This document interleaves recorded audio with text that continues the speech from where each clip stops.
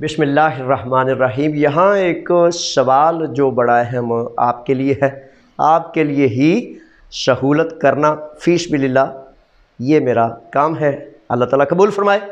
تصدیق کے حوالے سے ایک بڑا اہم نکتہ ہے کہ یہ ذہن نشین فرما لیجئے کہ 2-3 سٹیپ بڑے اہم ہیں۔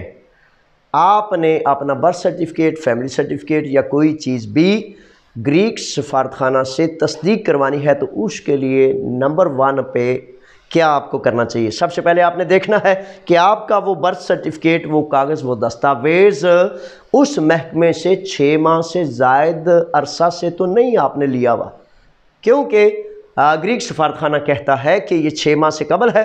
اب حالات وہ ہیں یا نہیں ہیں، اب وہ ڈیٹا چینج ہو گیا یا اس میں کمی بیشی ہو گئی ہے، اس لیے برائے مہربانی سب سے پہلے سٹیپ میں آپ نے دیکھنا ہے کہ آپ کی وہ دستاویز، آپ کا وہ برتھ سرٹیفکیٹ، آپ کا FRC کب جاری ہوا ہے۔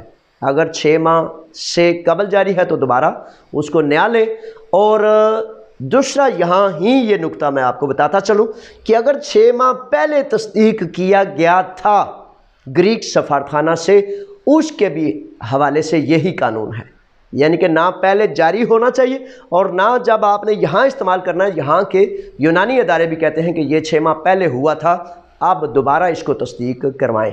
تو اس حوالے سے یہ چیزیں ذہن نشین رکھیں۔ اس کے بعد پھر دوبارہ گزارش کرتا چلوں کہ گریک سفارتخانہ آپ کس ملک سے تعلق رکھتے ہیں، اس میں آپ نے گوگل میں گریک امبیسی، وہاں آپ جیسے اسلام آباد لکھنا ہے تو پاکستان کی نکل آئے گی۔ اسی طرح آپ دوسرے ممالک سے اپنے ملک میں جہاں آپ کے وہ سفارتخانہ ہے وہاں لکھیں گے تو گوگل میں آپ کو میل ایڈریس، ٹیلی فون، ان کے رابطہ وغیرہ مل جائیں گے۔ اس میں سب ان بنیادی مراحل کے بعد آپ نے ٹائم اپوائنٹمنٹ کے لیے انہیں میل بھیجنی ہے۔ میل بھیج کا ٹائم مل جاتا ہے تو اس کے ساتھ ہی وہ اتھارٹی لیٹر اس فرد کو بھیجنا ہے جس فرد نے آپ کے بہاف پر وہاں سے جا کر یہ کرانا ہے۔ یہ ہیں بنیادی چیزیں جو میں نے بڑا لازم اور ضروری سمجھا آپ کو بتانا۔